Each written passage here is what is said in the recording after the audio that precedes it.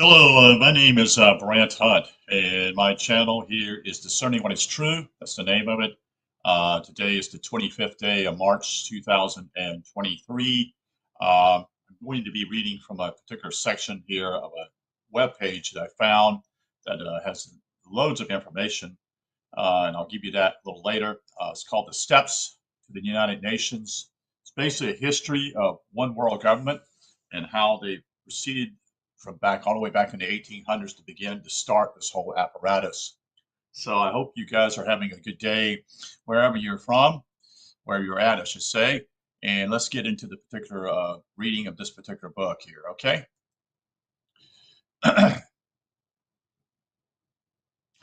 This is a quote that I actually posted on my Facebook page called Locksley Hall by Alfred Lord Tennyson.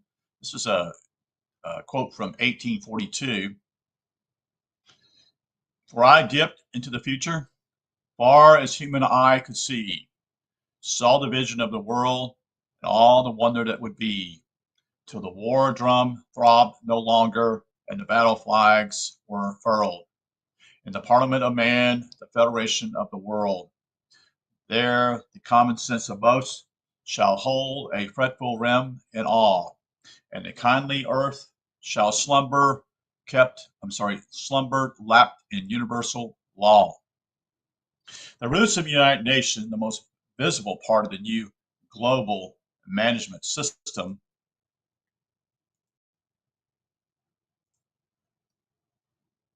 might be compared to the many deep and spreading roots of the tentacle seas of a vine. Some of the roots are short and shallow, others are long and deep, firmly embedded in powerful social, political, and financial institutions in Europe and North America, which for various reasons shared Lord Tennyson's vision of a federation of the world. The tangled roots of this vine spread beneath the surface of public life until 1945, when delegates from 50 countries met in San Francisco to design the UN Charter. Communist spy Alger Hiss co-authored that founding charter. That should be a red flag for you out there that would understand that, because he basically wrote, he was co-author, so it's someone else that went with him. But the key is simply is that that's a red flag, very much a red flag. Co-authored the founding charter and served as the first acting UN Secretary General. The initial glimpse of the global agenda should have raised a big red flag, but our war-torn world was already blinded by the well-publicized vision of a peaceful planet lapped in universal law. Who dared oppose such a noble principle or purpose? See, they got us all involved in these two massive world wars, and people are like, "We're tired of the world wars. Okay, we don't want it anymore. We want peace. Just leave us alone." Uh, and in reality, simply is that was their idea. That was to draw us into this whole apparatus and to get us to the point that we're now in the third wave of this particular deal. So actually, many Americans did see the signposts along the way, but their warnings were drowned out by the mainstream media resounding praise. Small wonder the 25 main U.S. newspapers had been bought up by the giant banking Goliath, J.P. Morgan, one of the strongest stems in the vine's tangled root system. Yeah, it's kind of hard to get out and repeat something, share something as truth, because most of the newspapers are owned by this giant tycoon who is not a He's a Jew. Okay, J.P. Morgan is a Jew. All of them are do this. You see the representation of what they do. The young vine grew fast and its branches spread throughout the world. The signs of political and social compromise multiplied.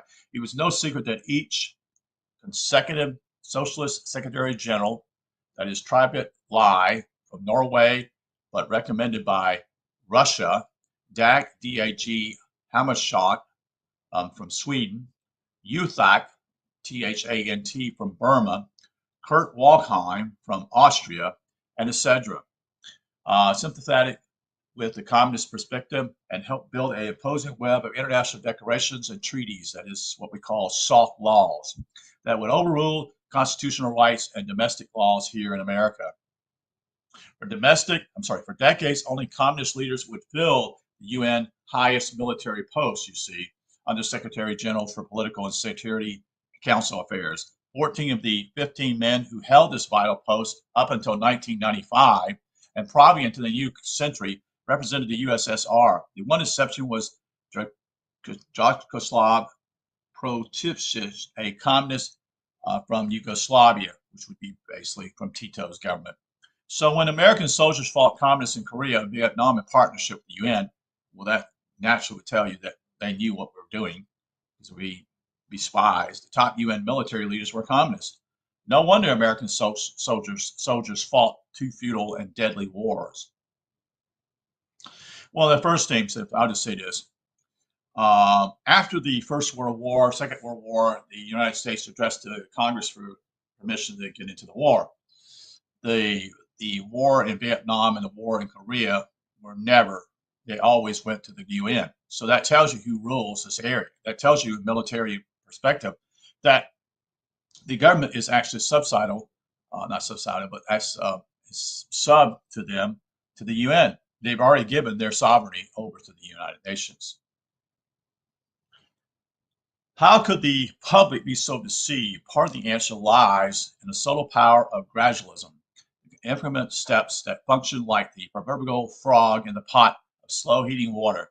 You become so used to gradual change that you hardly notice the next step. And that's been going on here from even after this, folks. Actually, this whole new age crap, all this stuff that's going on in your school systems, everything is just nice and fuzzy. It makes me feel warm and all that bullshit, you see.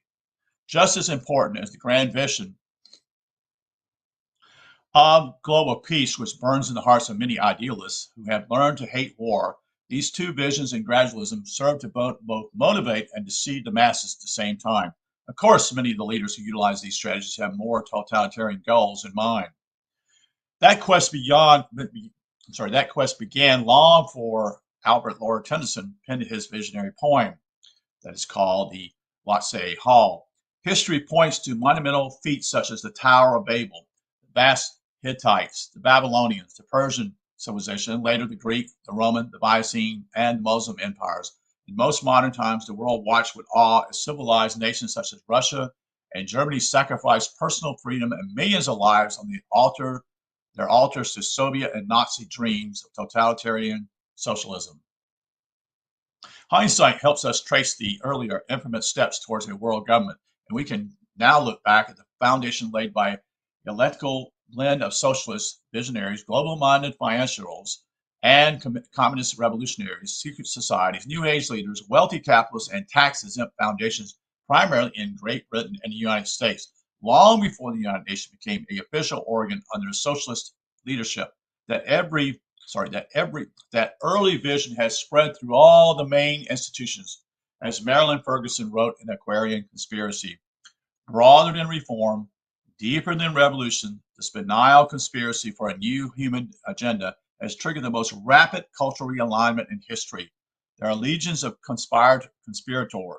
They are in corporations, they're in universities, they're in hospitals, they're on faculties of public schools, in factories and doctor offices, in state and federal agencies or city councils and the White House staff, and state legislatures and volunteer organizations. Virtually all arenas of policy making in the country, they have had come together into small groups in every town and institution to fulfill the dream of a new world order that would serve the grand economic and social interests of his earlier visionaries. Two steps were essential. One was to establish efficient global management system that would join the nations of the world through processes that would appear democratic and would produce compliance with specific sets of goals and standards. Two, use the management system to mold minds, undermine sovereignty, establish social solidarity, and train a mobile global workforce through the redistribution of human and financial resources through migration, through global economy, and a global welfare system. Two, a uniform worldwide education system that would standardize both social learning and work skills everywhere. And also the control of the mainstream media and other propaganda channels. That is written by Professor Carol Quigley that wrote in Tragedy and Hope. That is, there grew up, this is a quote, there grew up in the 20th century a power struggle between London and New York, which penetrated deeply into universal life, the press, and the practice of foreign policy. The American branch of this English establishment exerted much of its influence through 5 American newspapers. Those newspapers were the New York Times, New York Herald Tribune, Christian Science Monitor, and the Washington Post. A supportive civil society, including business, community groups, the news and entertainment media, churches, etc., prepared to lead the masses towards cultural and religious synthesis in communities and organizations around the world using the dialectic process, a strategy well tested and proven in the former Soviet Union. Many participants, such as churches, may never know how their new business practice and small group dialogues help undermine traditional values and prepare their members for the new global society. To the pragmatic prophets and plea pipers behind the scheme, the loss of life, property, and freedom mattered little, for the utopian end world justified their unscrupulous means.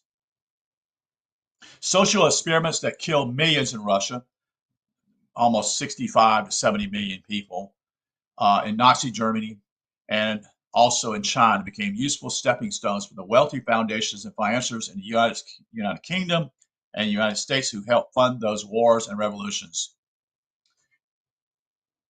And in China, I think there was probably 60 to 70 million also killed. And for the powerful leaders, that is again in UK and USA, who provided weapons and technology for both allies and supposedly enemies. That's a fact. Many of our presidents, such as President George W. Bush, have served as visible and elected representatives for behind-the-scenes masters who have already mapped the basic courses, if not all the details. Behind many vision world leaders stand wise insiders who have been guiding changes for decades.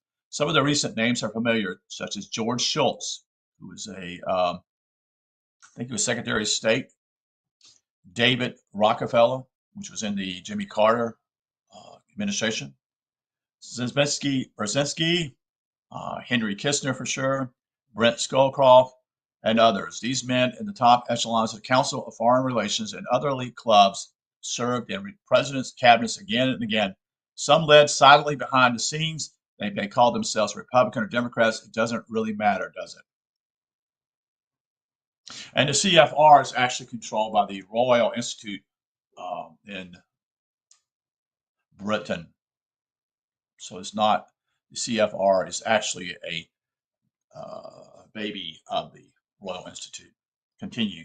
Few have done more to expose the revolutionary agenda than Carroll Quigley, the history professor at the Foreign Service School of Georgetown University, whom Clinton honored in his acceptance speech at the Democratic Convention in July 16, 1992. In his 1,300-page tome called Tragedy and Hope and a History of the World of Our Time.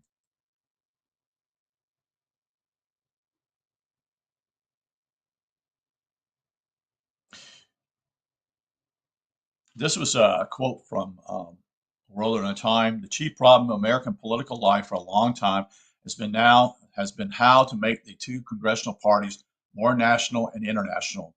The argument that the two parties should represent opposed ideas and policies, one perhaps to the right, the other to the left, is a foolish idea accepted only by doctrinal and academic thinkers. Instead, the two parties should be almost identical so that the American people can throw the rascals out in any election without leading to any profound or extensive shifts in policy.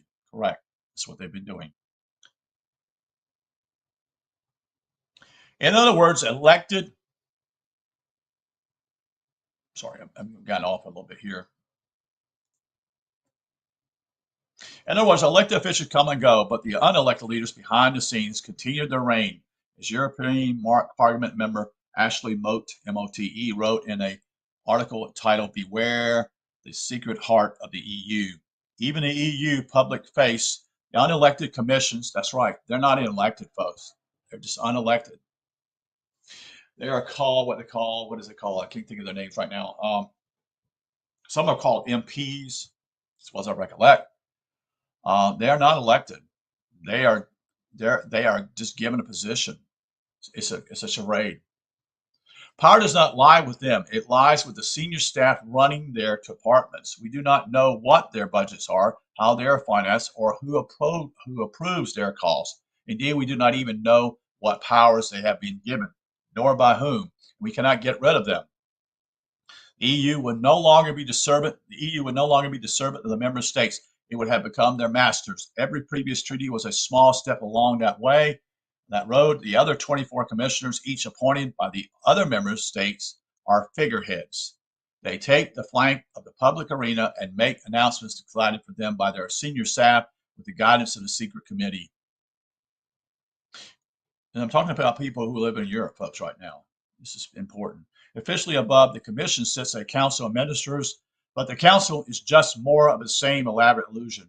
The European Parliament sits below the vast superstructure designed to create an illusion of accountable democracy.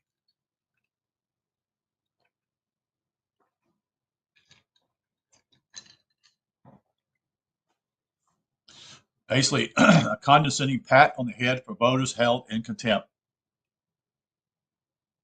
The EU Parliament has a built-in majority in favor of the social market. It is the repository of an unspoken agreement between the left and the multinationals. In effect, the left has said to the multinationals, you can have your markets stitched up for you if we can indulge ourselves in endless social engineering. Big business has agreed to that. The result is a largely supported parliament, both from the left and right of the political divide.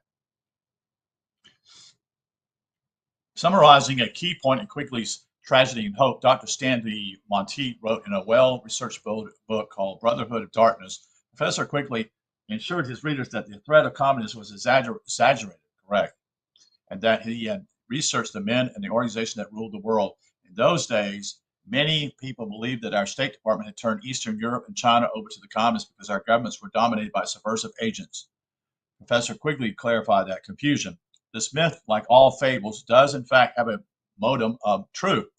There does exist and has existed for a generation an international Anglophile network which operates to some extent in the way that the radical right believes the communists act. In fact, this network, which we may identify as the Round Table groups, has no aversion to cooperating with the communists or any other groups, and frequently does so. I know of the operations of this network because I have studied it for 20 years and was permitted for 2 years in the early 1960s to examine its papers and secret records. One of Professor Quigley's most shocking revelations, according to Dr. Monteith, was the fact that the American Communist Party was partly financed by J.P. Morgan and Company. J.P. Morgan and his associates financed the Republican Party, the Democratic Party, conservative groups, liberal organizations, communist groups, anti-communist organizations. Look into the dialectic process. Thus, we should not be surprised to learn that someone purchased Professor Quigley's publisher and destroyed the plates to the first half of the book so it couldn't be reprinted. That's been heard of, folks. The older book is what you want of this particular book, if you can get it. The Council of Foreign Relations would become the U.S. equivalent to the Royal Institute of International Affairs in Great Britain, Professor Quigley explains. Quote, at the end of the war of 1914, that is the First World War, it became clear that the organization of this system had to be greatly extended. The task was entrusted to the Lionel Curtis, who established in England and each dominion a front organization to the existing local Round Table group. This front organization, called the Royal Institute of International Affairs, had its nucleus in each area, the existing suburban Royal Table group. That is, in New York, it was known as the Council on Foreign Relations and was a front for the J.P. Morgan and Company. In fact, the original plans for the Royal Institute of International Affairs and the Council of Foreign Relations were drawn up at Paris. And we could go to that particular section here.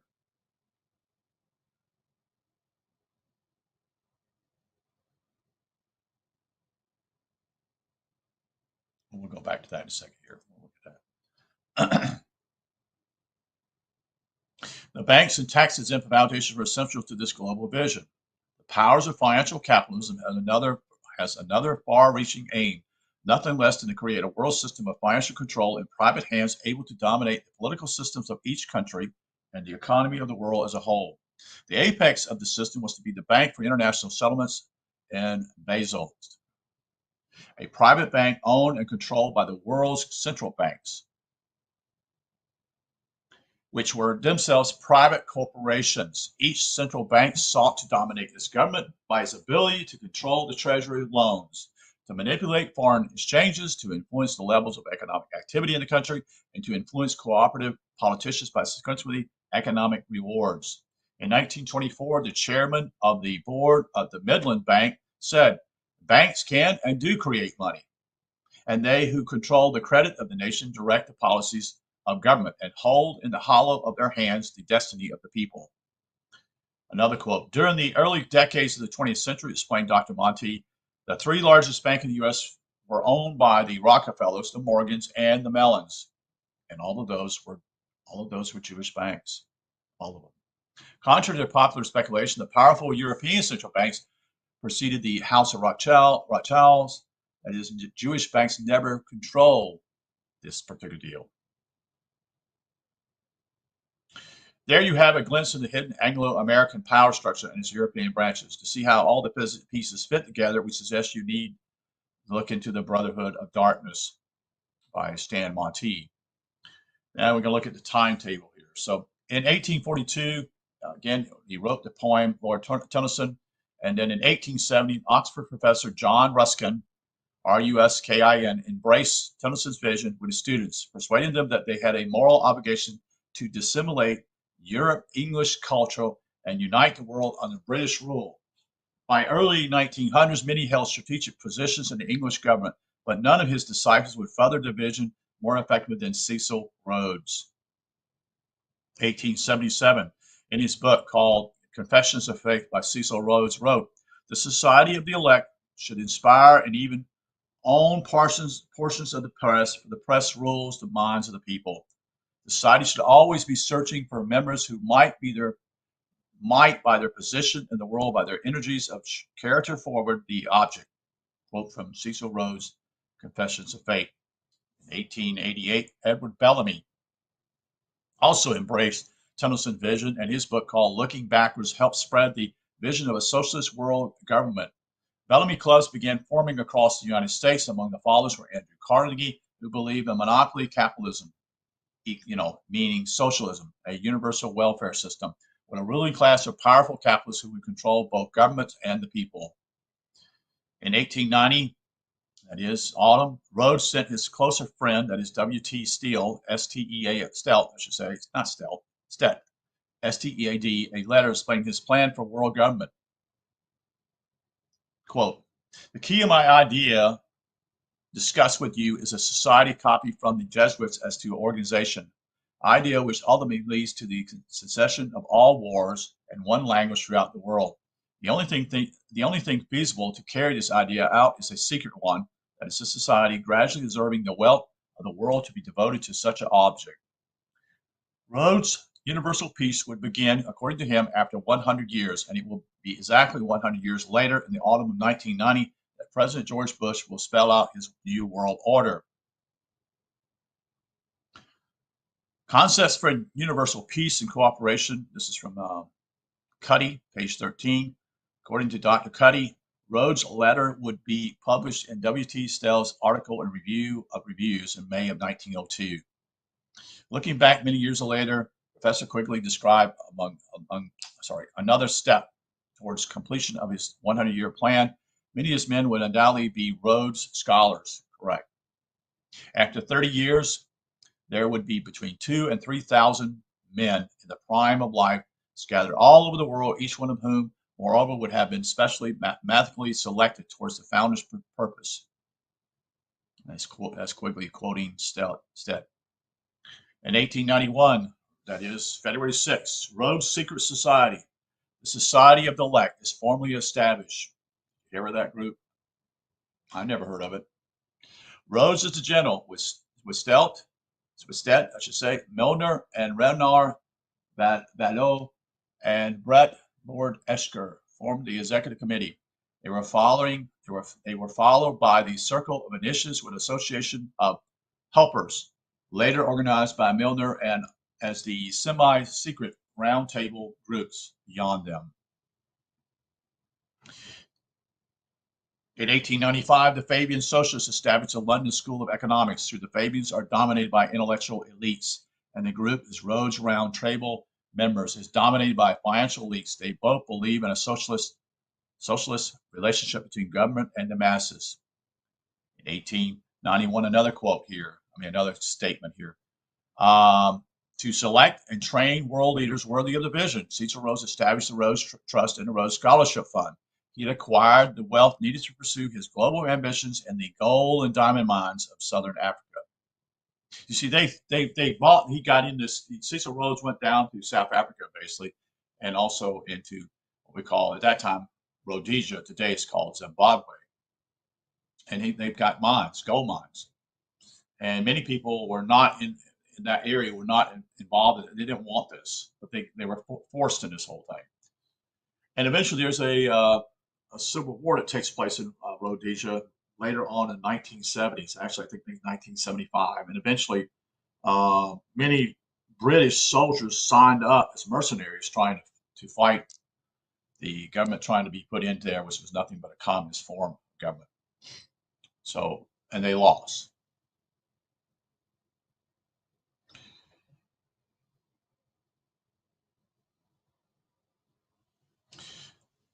So we go on here. During the past century, over 4,600 young men have been sent to Oxford University, where they were indoctrinated in socialism and world government.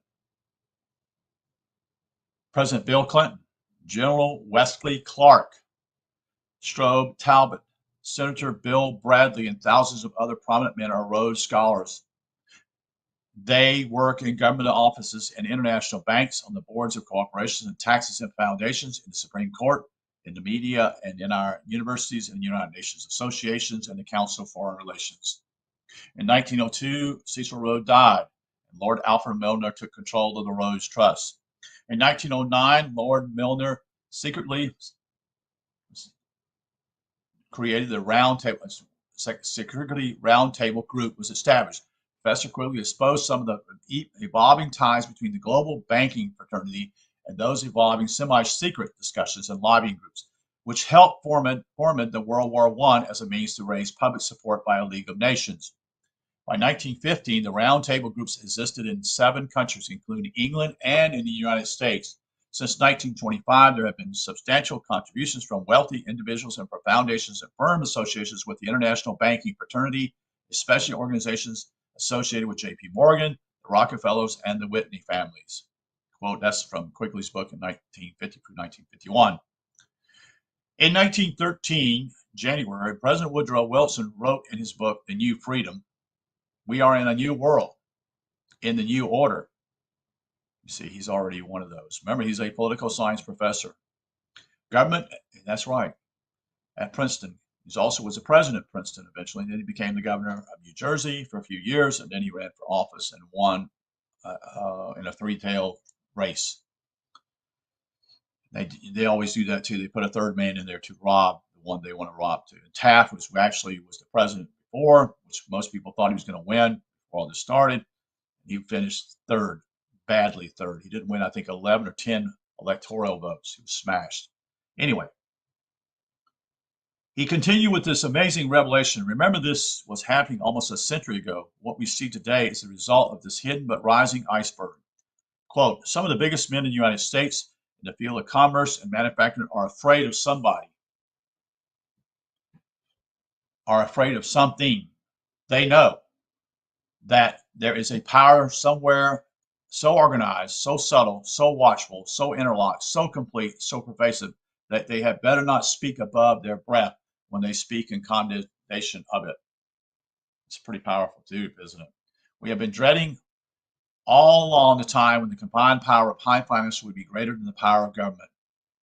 There's another quote, we have come to be one in the worst rule, one of the most completely controlled and dominated governments in the civilized world, no longer a government by free opinion, no longer a government by conviction and the vote of the majority, but a government by the opinion and duress of small groups of dominant men. We are in a new world, you see. Behind the whole subject, of course, is the truth that in the new order, government and business must be associated closely. We stand in the presence of a revolution which will come in a peaceful guise. 1913, again, December 23rd, President Wilson signed the Federal Reserve Act. By the way, um, Colonel Mandrell House saw the work before it was approved, before he put it to actually. This is how much power that Mandrell House had as his confidant to Woodrow Wilson. That basically, Woodrow Wilson didn't sign it before it was actually approved by Colonel Mandrell House. Striking, isn't it? Okay, so we go back. So now in 1915, according to the Reece Committee, that is a special House committee to investigate tax-exempt foundations. This was probably in the 1950s, as well as I recollect, which would later investigate tax-exempt foundations that funded communist organizations and their international goals. The Carnegie Endowment for International Peace launched a propaganda program in 1915 to persuade the American people to fight in World War I. These investigations were in 1950s. The Congressional Committee found that many of our large foundations were actively promoting communism and socialism. That's no surprise, folks. Been involved with that. They've been involved with that long ago. The foundations influenced State Department policies and were largely responsible for bringing communism to China. The foundation was working to undermine our constitutional form of government. See, these are people who are moles, you see. These are people who are what I would call that are in the closets, you know, to put pressure upon others. What I would call people who don't have a strong fortitude and strong character about who they are, that is politicians. In the official minutes of the Carnegie Endowment for International Peace, the Reece Committee also found the following specific questions which were discussed by the Carnegie trustee. Is there any means known to man more effective than war, assuming you wish to alter the life of an entire people? Next, how do we involve the United States in a war? Next, how do we control the diplomatic machinery of the United States? Their conclusion, we must control the State Department. 1917, Dr. Monty wrote that J.P. Morgan and his associates controlled 25 of our most influential newspapers. The atrocity stories about the war were designed to raise public support of American entry into World War I, an essential step towards public acceptance of a world government, according to the congressional record. By the way, no one attacked the United States. Did you know that? No country came over here, used their airplanes, or used their ships, or did anything of that nature to get us in a war. President Wilson got us in a war based upon pressure from the Tavistock Institute, also with the sinking of the Lusitania. But that was not argument, folks. They were already in a war zone. They knew it, you see. They were in a war zone. Why would the United States do that? Because it was a sitting duck, you see. Similar probably to the Maine, the battleship Maine that was actually in the Cuban waters, which may be a self-inflicting wound also. Quote, the J.P. Morgan banking interests and their subsidy organizations got together 12 men high up in the newspaper world and employed them to select the most influential newspapers in the United States, a sufficient number of them to control generally the policy of the daily press of the United States. They found it was only necessary to purchase the control of 25 of the greater papers.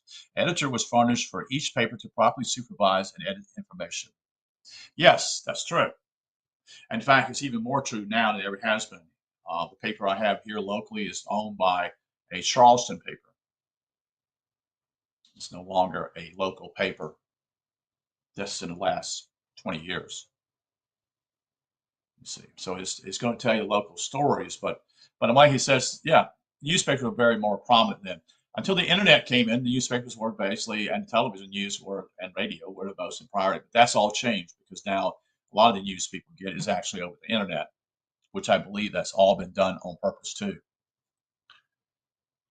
In 1917, after Lenin's triumph in Russia, Colonel Mandrell House stated to President Woodrow Wilson's main advisor, and as President Wilson called him, my alter ego. Interesting.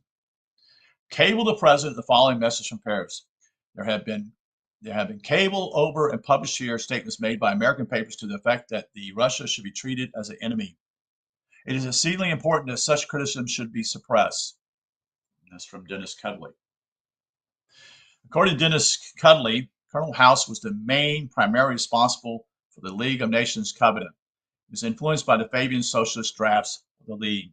would also be largely responsible for the establishment of the Council of Foreign Relations.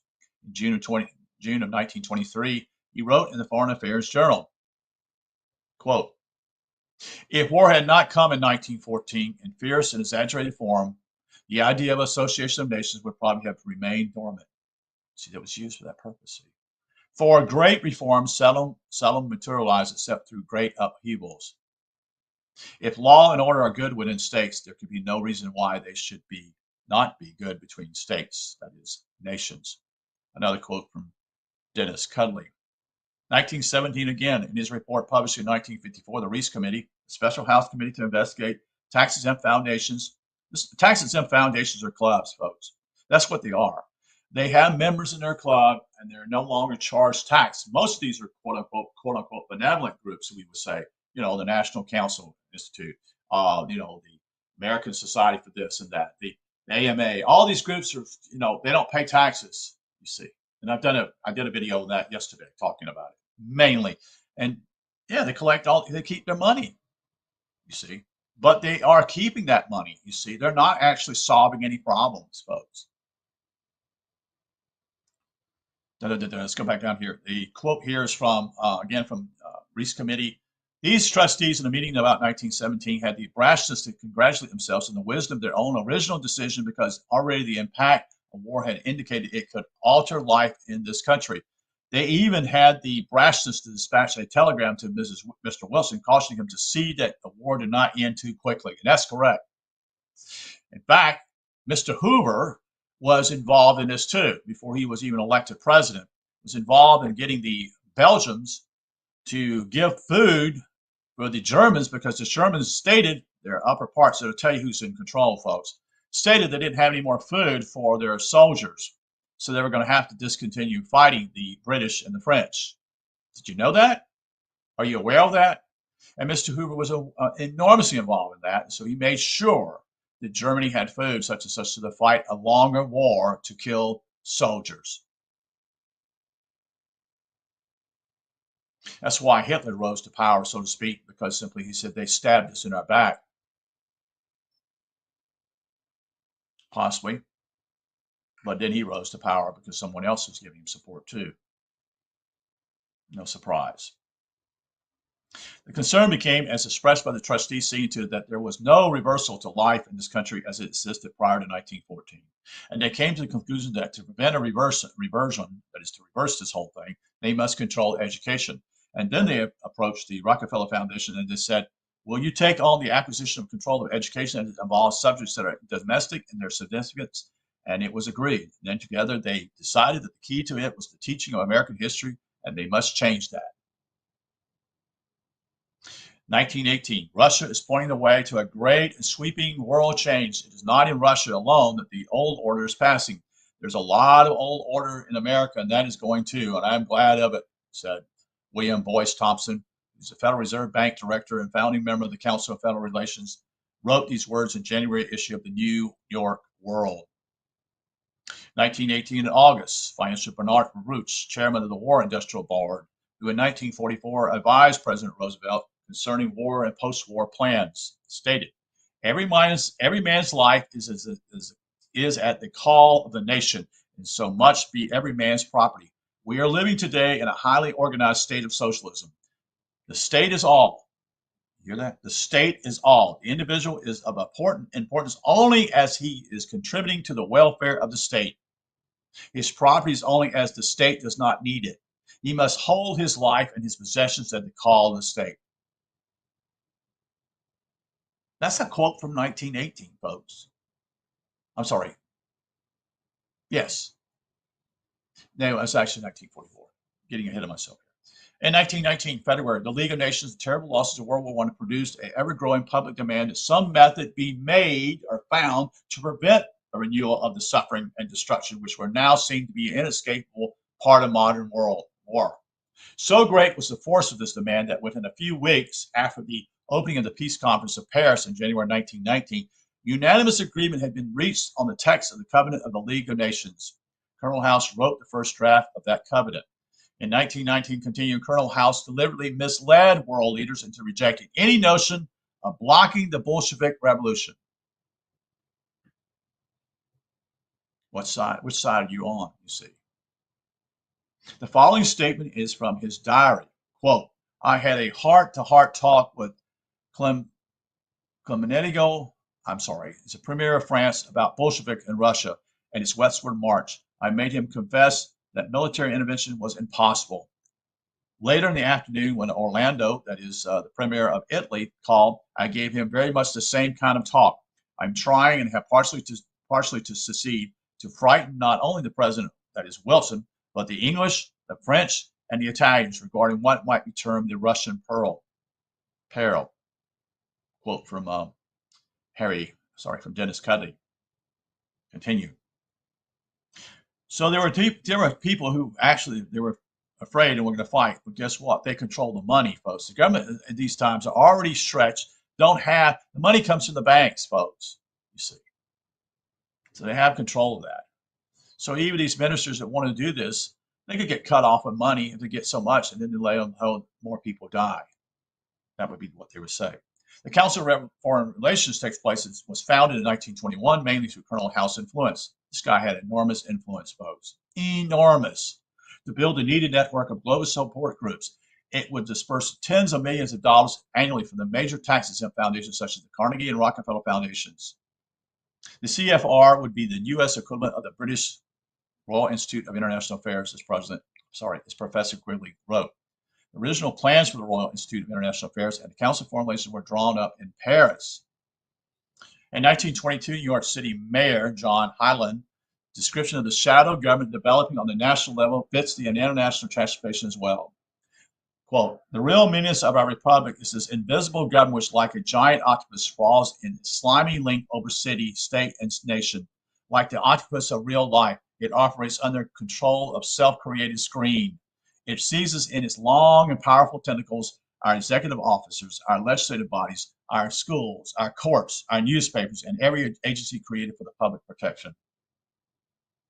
1925, the International Bureau of Education was founded with a grant from the Rockefeller Foundation, which later becomes part of the United Nations, which becomes the United Nations called UNESCO. In 1931, in November, Arno Toynbee delivered a speech to the Institute for the Study of International Affairs at Copenhagen, in which he explains, quote, we are at present working discreetly with all our might to wrest this mysterious force called sovereignty out of the clutches of the local national states of the world. This guy's a socialist. He's a Fabian. He's not only a socialist Fabian, he's also speaking words of those that basically want to hold on to sovereignty. All the time, we are denying with our lips what we are doing with our hands, because to impute the sovereignty of the local nation states of the world is still a heresy for which a statesman or publican can state, be ostracized and discredited. 1932, Rockefeller Foundation President Max Mason tells trustees that the social sciences will concern themselves with the rationalization of social control, the control of human behavior.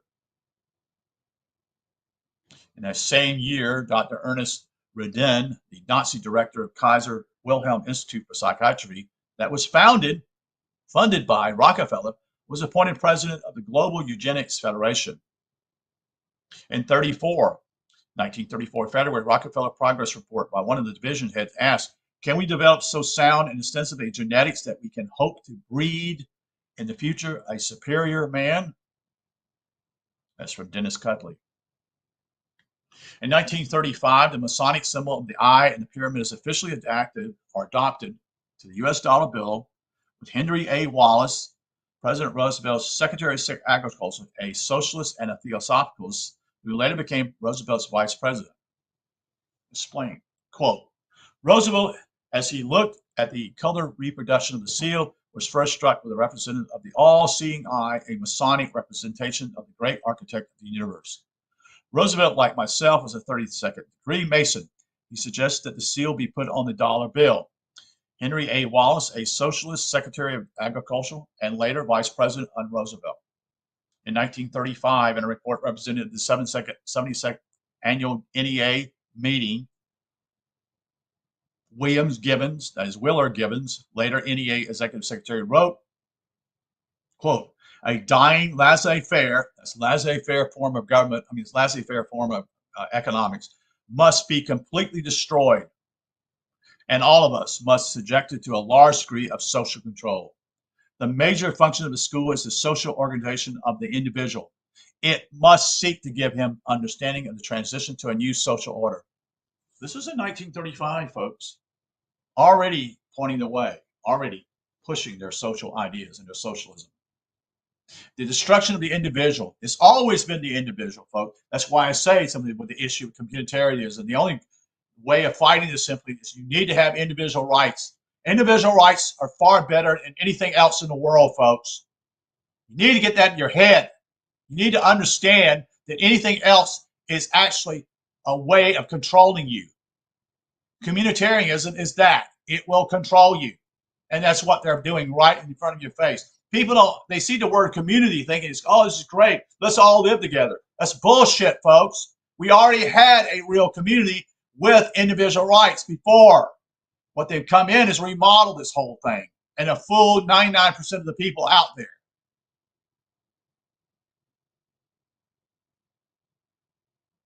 In 1937, John Follis Dulles, that is the two brothers, which is amazing to think about it.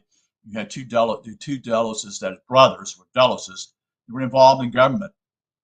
That something's wrong with that picture, folks. Doesn't that make, that's really weird, isn't it? Anyway, the former chairman of the Rockefeller Foundation and of the Executive Committee of the Federal Council of Churches, replaced by the National Council of Churches, praised totalitarianism, saying, quote, these are leaders. Communism and fascism are changing almost overnight the characteristics of the entire people. Millions of individuals have been made into different and, on the whole, finer people. Personal pride, you see, individualism, is replaced by self-sacrifice and discipline. No, it's not. It's never going to be that way, folks. Open up your eyes, folks. Have ears to hear. There's a conscious subordination of self to the end that some great objective may be furthered. This is a quote from Religion and Life, volume 6, page 197. 1939, I continue with future Secretary of State, again, John Follis Dulles. These are all important people, folks. He's a CFR member, naturally, you know that. Delivers a speech to the YMCA. He states there must be some delusion of sovereignty to the immediately disadvantage of those nations which now possess the preponderance of power. This is the New York Times. January 6, 1941, in his speech to the joint session of Congress, President Franklin D. Roosevelt said, since the beginning of our American history, we have been engaged in change, in a perpetual peaceful revolution, a revolution which goes on steadily, quietly adjusting itself to changing conditions. You're the frog in the pot, folks. The world order which we seek is the cooperation of free countries working together in a friendly, civilized society, which is not. Freedom means the supremacy of human rights everywhere. When we hear the word human rights, folks, it doesn't mean the same thing as individual rights. They fool you. In 1941, the Declaration of the United Nations was signed by 26 states. It would help lay the foundation for the envisioned global reign. Few realized the very real conspiracy behind World War II, a stepping stone to the planned future. 1942, 6 years before the World Council of Churches was formally launched, is organized within the Federal Council of Churches. National Council of Churches held a national study conference at Wesley University in Ohio. Among the 30 delegates were 15 bishops, 7 seminary presidents, and 8 college and university presidents. John Follis Dulles, who later became, see, they already indoctrinated the whole group of these people already, okay, the religious people. And he actually feels he can come in there and be accepted and speak before the World Council of Churches. And he's doing that. John Follis Dulles, who later became Secretary of State in the Eisenhower administration, chaired the conference as head of the Federal Council's Interchurch Commission to study the basis of a just and durable peace. They're always talking about peace, folks, but it's always about war. It's always been that way. They just, we want peace. They use that word enormously. when you think about peace, P-A-C-E, maybe you should think about P-I-E-C-E, peace, because that's what they want, is a piece of you, or a piece of your land, or a piece of your money, you see. They're always stealing from you, you see. He states that world government delegated powers, immediately limitations of national sovereignty, so we're going to have to eliminate nation states here, international control of all armies and navies. That's already happened here in the United States. Every time the United States gets involved in any kind of conflict, it actually asks for help, those itself and asks for, can we fight this war in union in the United Nations? A universal system of money, which is almost here. A worldwide freedom of immigration. That's right, folks. Anybody can go anywhere they want to, but especially to destroy other countries that are actually, they want to be destroyed. A democratic control international bank, and an even distribution of world national wealth.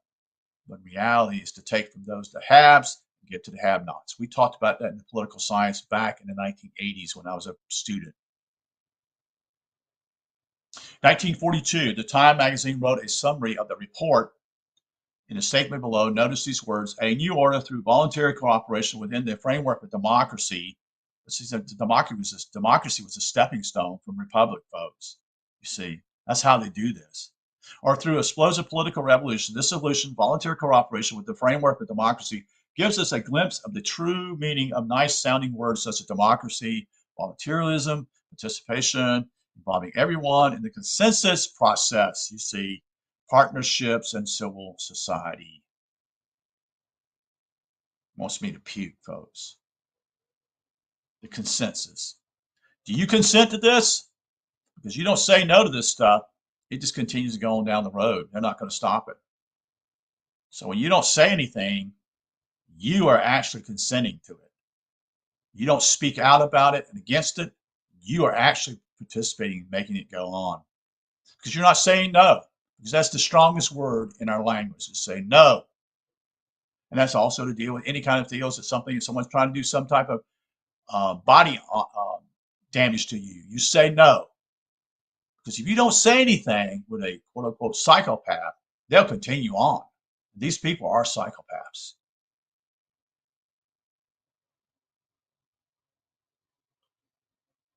Some of the conference economic opinions were almost as sensational as extreme internationalism of its political program. It held that a new order of economic life is both imminent and imperative, a new order that is sure to come either through voluntary cooperation with the framework of democracy or through explosive political revolutions. Without condemning the profit motive as such, it denounced various defects in the profit system for breeding wars, demagogues, and dictators. Instead, the church must demand economic arrangement measures by human welfare. Continue. 1942, the editor of the NEA, J. Elmer Morgan, wrote an editorial titled, "The United People of the World." In it, he explained a world government need for an educational branch, a world system of money and credit, and a world police force, and a world bill of rights and duties. You see, this whole thing is that most people don't understand the nation state was actually, they were also operating in those nation states to create wars. You see, they've always been involved in this. They're the hidden hand, so to speak. So when these whole quote-unquote wars that took place with countries such and such and nation states, instead of actually being at peace with one another, these forces were already working even then, folks. That's what they were doing. They were trying to destroy the nation states that way too. In 1943, John Forrest Dessler says, together with leaders such as Alger Hiss, was eventually exposed by the FBI in 1939 as a communist spy.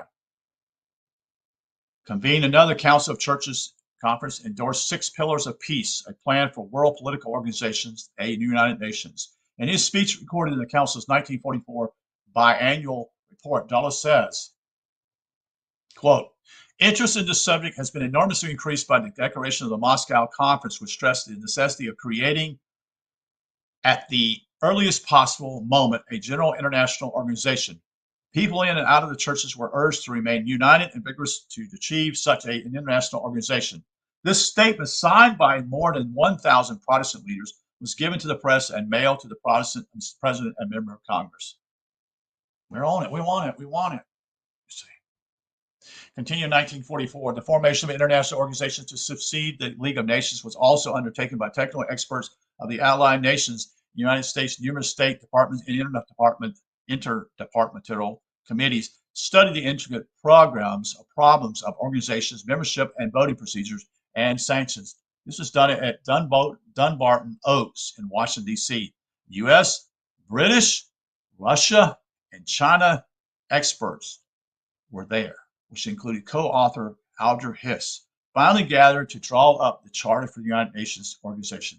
The experts were able to reach agreements on all but two issues. Yes, the two countries, the U.S. and British, supposedly free world, not. Russia and China, which are communists, are there. So the two things that didn't come up with, didn't come up with agreement, whether a permanent member of the Security Council should be able to employ the veto in a case in which it was a party. Two, whether the 16 Soviet republics should enjoy individual memberships. These two issues had to be resolved by Roosevelt, Churchill, and Stalin at their conference at Yalta. 1944, President Roosevelt chose Alger Hiss as his acting director of the State Department. Well, how did this guy get in there? You know, Roosevelt knew this, folks. He knew this. State Department Office of Special Political Affairs in charge of all post-war planning, ignoring all the FBI evidence of his communist activities. This is rotten. This smells rotten from the beginning, folks. In 1945, the Yalta Conference, that is Churchill, Roosevelt, and Stalin met to discuss post-war resolutions. Alger Hiss accompanied Roosevelt as his advisor. These guys always got to have somebody else to tell them what to do. Roosevelt continued to ignore the FBI warnings about Hiss. In addition to immediate military and political problems, the conferees, that is, discussed the United Nations Organization Charter that had recently been drafted at Dunbarton Oaks. A compromise formula to govern voting in the Security Council was found acceptable. On April 1st, 1945, Alger Hiss, who co-authored the UN Charter, served as Secretary General of the United Nations Organized Conference. Later, John Paul Douglas recommended that Hiss head up the multi-million-dollar Carnegie Endowment for International Peace. Upon the basis of proposals submitted by China, Soviet Union, the UK, and the US, the United Nations Conference on International Organization, UNCIO, which convened in San Francisco, California, drafted the Charter of the United Nations. It was signed on June 26 and entered into force on October 24, 1945. If anybody has any information on astrological dates here, this would be, I would like to know, because these dates are important. They are. The San Francisco Conference was attended by representatives of 46 states that have signed the Declaration of the United Nations. 4 other states, that is Ukraine, Belarus, Belarusia, Argentina, and Denmark, were admitted during the conference. The Dunbarton Oaks proposals, certain Chinese proposals later adopted by the Big Four, and the Yalta Agreement provided the agenda of the conferences. The International Secretariat provided interpreters and translators and distributed documents and speeches daily in the 5 official languages of English, French, Spanish, Russian, and Chinese. The chairmanship of the plenary sessions rotated another among the Big Four. The charter, which emerged from the conference, followed the general lines of the Dunbarton Oaks proposal, but gave greater weight to the General Assembly. That is in Encyclopedia Britannica, volume 22, page 556. In 1945, the Time magazine gave a preview of the international conference. The Secretary General manager of the agenda, that is Alger Hiss, will have a lot to say behind the scenes about who gets the breaks. In June 26, 1945, after decades of plans, propaganda, and political and financial manipulation, the United Nations was officially launched with Alger Hiss as its first Secretary General, representing from 50 nations in San Francisco to sign the UN. Why was it done in San Francisco, folks? That's another question.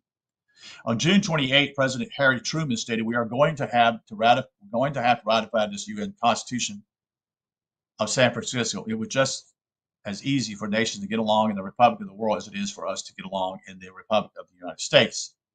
For much of his life, Harry Truman carried the poem by Lord Tennyson in his pocket. Till the war drum throbbed no longer and the battle flags were furled in the Parliament of Man, the Federation of the World. In 1945, UNESCO, a specialized UN agenda headquartered in Paris, was established to contribute to world peace by promoting international cooperation in education, science, and culture. Its first director general was, guess who? Julian Huxley, wrote in his book, UNESCO, The Purpose and Its Philosophy.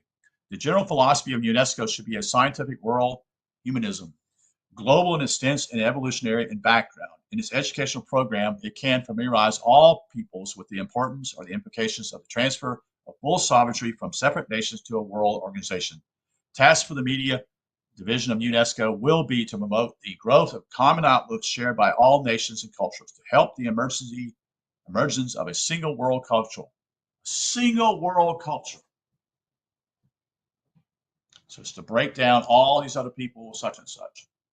In 1946, in his NEA editorial, The Teacher and World Government, J. Elmer Morgan wrote, in the struggle, quote, in the struggle to establish an adequate world government, the teacher can do much to prepare the hearts and minds of children. At the very top of all the agencies which will assume the control coming of the world government must stand the school, its teacher, and the organized professional. From the NEA Journal of January of 1946. Continued, NEA printed National Education International World, that is Teachers College. The establishment of UNESCO marks the culmination of the movement for the creation of International Agency of Education. Nations that become members of UNESCO accordingly assume an obligation to revise the textbooks used in their schools. Each member nation has a duty to see to it that nothing is curriculum is contrary to UNESCO's aims. In other words, it can't be anything against what they were. So you join this group and suddenly you're told, hey, you can't do this, you can't do that. We've got our own deal here, which they knew that. But it's just one delegate that went there. You see, it wasn't people. You see, this is the other thing that bothers me. You know, people were never told about this. Continue. In the NEA-sponsored World Conference of Teaching Professors drafted Constitution for World Organizations of the Teaching Profession. It would be mighty force in aiding UNESCO, and said William Carr, Associate Secretary, NEA Educational Policies Commission. In 1946, the United States joined UNESCO, a UN agency, according to Charlotte Iserbyt. This legislation, quote, this legislation was accompanied by President Harry Truman's remarkable statement, education must establish the moral unity of mankind. Truman's recognition was boasted by General Brock Chisholm, who would become the first Director General of the World Health Organization, the WHO, a UN specialized agency. In 1946, Dr. Chisholm presented a paper entitled The Psychiatry of the Enduring Peace and Social Progress at a U.S. conference on mental health. It was published by the now prestigious magazine Psychiatry and by his communist friend Alger Hiss, the publisher of the socialist magazine International Conciliation. Hiss, then president of the Carnegie Endowment for International Peace, wrote the preface to Chisholm's paper, Ponder Dr. Chisholm's words. Quote, responsibility for charting the necessary changes in human behavior rests clearly on the science working in that field. Psychologists, psychiatrists, sociologists, economists, and politicians must face this responsibility.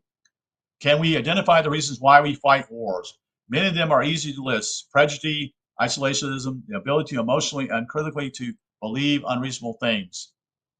Well, they're the ones that did this, folks. These are the same people behind it.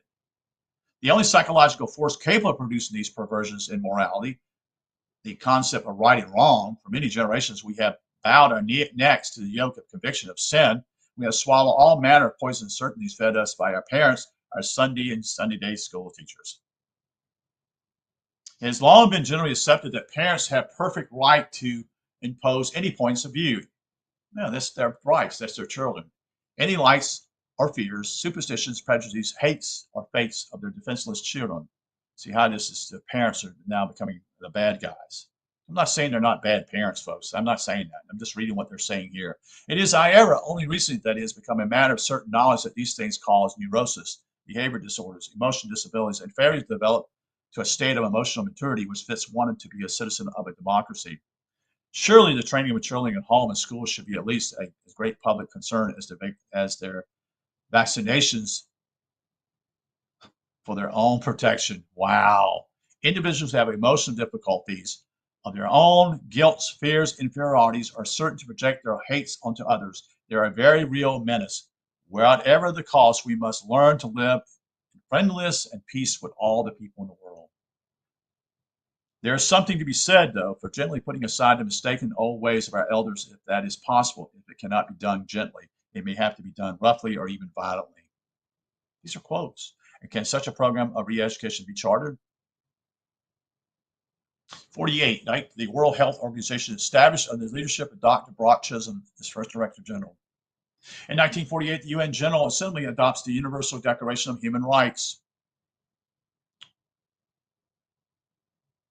A legally blinding contract for all nations who, like the United States, ratify it. It sounds good, doesn't it? As do all the signatories UN human rights treaties. Article 18 upholds the right to freedom of thought, conscience, and religion. Article 19 affirms the right to freedom of opinion and expression, and to seek, receive, and impart information and ideas through any media, and regardless of frontiers. But Article 29 states that these rights and freedoms may, in no case, be exercised contrary to the purposes and principles of the United Nations. In other words, these rights or freedoms don't apply to those who criticize the UN or its policies. Your rights would be conditioned on your compliance. Only if your message supports official ideology are you free to speak it. As Andrea Vyshinsky wrote in The Law of the Soviet State, there can be no place for freedom of speech, press, and so on for the foes of socialism. 1949, the UNESCO textbook titled Towards World Understanding stated, as long as the child breathes the poisonous air of nationalism, this is a war against people, folks. Education and world-mindedness and can produce only rather precarious results. As we have pointed out, it is frequently the family that infects the child with extreme nationalism. 1953, during the Reese Committee investigates Ford Foundation, President H. Rowan Gator made the following admission to Norman Dodd, staff director of the hearings. Quote, you know that we at the executive level here were at one time or another active in either the OSS, the State Department, or the European Economic Administrations. During those times, we operated under directives issued by the White House, where we continued to be guided by just such directives. The substance of these directives was to be a fact that we should make every effort to so alter life in the United States as to make possible a comfortable merger with the Soviet Union. This is from William H.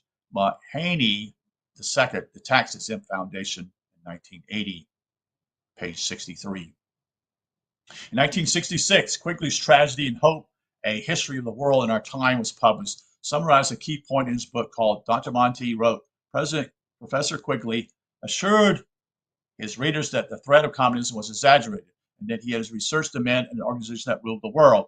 In those days, many people believed that our State Department had turned Eastern Europe and China over to the communists because our governments were dominated by subversive agents. And Professor Quigley ridiculed that idea. Interesting. He said, this is a myth. So you can see that Quigley is not what we call pure apple. This myth, like all fables, does in fact have a modicum of truth. There does exist and has existed for a generation an international Anglophile network, which operates to some extent in the way the radical right believes the communists act. In fact, this network, which we may identify as the round table of groups, have no aversion to cooperating with the communists or any other groups, and frequently does so. I know of the operation of this network because I have studied it for 20 years and was permitted for 2 years in the early 1960s to examine its papers and its secret records. 1960, Dr. Robert Mueller, UN Deputy Secretary General, prepares a World Core curriculum with the following goals: assisting the child in becoming an intricate individual who can deal with personal experiences while seeing himself as a part of the greater whole. In other words, promote growth of the group idea so that the group good, group understanding, group interrelations, group goodwill replace all limited self-centered objectives, leading to group consciousness. 1969, quote from March 27. President Richard Nixon divided the country into 10 regions via the Government Reorganization Act. Then with Nixon's executive order 11647, the nation was divided up into 10 administrative regions on February 14, 1972. That's in the Federal Register of Federal 12, 1972, volume 37, number 30, which also established the federal regional councils for the newly designed 10 regions. Nixon did so because the United Nations passed a resolution that the United States must reorganize in 10 regions. He violated his oath of office, folks. Right there. That's it. That's treason. Although it's executive order, which in my opinion, executive orders don't mean shit because they're not amendments to the Constitution. The Constitution is the key. It's never been the executive orders of anybody saying these things. You see, but we have to understand these people are, compromised. In 1973, the Trilateral Commission was established primarily by David Rockefeller, chairman of the Rockefeller-controlled Chase Manhattan Bank, who funded it. He had been inspired by a proposal by Zbigniew Brzezinski, a global-minded professor at Columbia University, who suggested a threefold partnership between Western Europe, Northern America, that is, U.S. and Canada, and Japan. The U.S. membership would include himself, former President George H. Bush, Richard Gardner from Columbia University, Alan Greenspan of the Federal Reserve, Samuel Johnson, that is Johnson & Sons Incorporated, as a corporation, Robert McNamara, former president of the World Bank, Brent Scowcroft, and Donna Shalala as Chancellor of the University of Wisconsin and Clinton Secretary of the Department of Health and Human Services, Albert Shanker, president of American Federation of Teachers, and Strobe Talbot, that is the editor-at-large at Time, and Lester Thurow, faculty at MIT, and Paul Volcker, who was a faculty at Princeton University, which Paul Volcker also later on was part of the Federal Reserve. After a trip to China, David Rockefeller praised Mao Zedong, who had slaughtered over 40 million people. I believe it's more than that. His report from a China traveler highlights the goals presented in the UN reports, such as the Commission on Global Governments and UNESCO, diversity. Both focus on lofty ideas such as peace, harmony, and unity in communitarian global villages. I'll say that again for you folks. Both focus on lofty ideas such as peace, harmony, and unity in communitarian global villages. A vision that demands absolute control and universal participation, facilitating small groups, modeled by the hierarchy of Soviets, which is a council in communist lands. This is a quote, one is impressed immediately by the sense of national harmony. Whatever the price of the Chinese Revolution has obviously succeeded. This is David Rockefeller's quote. In fostering high morals and community purpose, general social and economic progress, and no less impressive. The enormous social advantages of China had benefited greatly from the singleness of ideology and in purpose. The social experiment in China under Chairman Mao leadership is one of the most important and successful in history. This was in the New York Times from the date of 8/10/1973.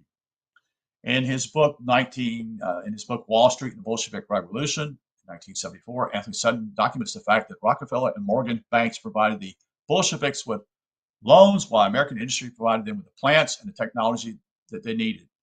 Westinghouse, Henry Ford, Avery Harriman, Arm & Hammer, Exxon, and other American firms built the infrastructure that allowed the Soviet Union to survive. In 1983, speaking in Annapolis, the Navy Secretary John Lehman told the graduating class that within weeks, many of you will be looking across just 100 feet of water, some of the most modern technology ever invented in America. Unfortunately, it is on Soviet ships. That is a remarkable statement there. 1991, May of 21st, an address to the Bilderberg Organization meeting at Evan, France, Henry Kissinger stated, "Today, Americans would be outraged." This is a quote, major quote. You need to hear it. "Today, Americans would be outraged if the United Nations troops enter Los Angeles to restore order. Tomorrow, they will be grateful. This is especially true if they were told there was an outside threat from beyond." See, this is what they're doing. They're pushing all this stuff, folks. It's a lot of propaganda, whether real or promulgated. He states that.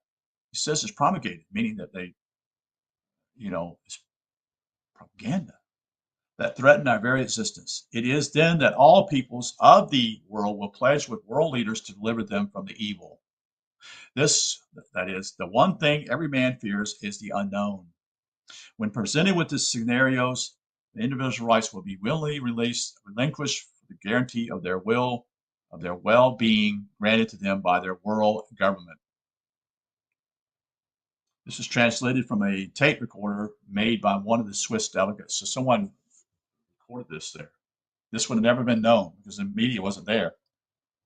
Last one here. In 2012, the London Olympics closing ceremony, that is personally noted by the author of this particular work.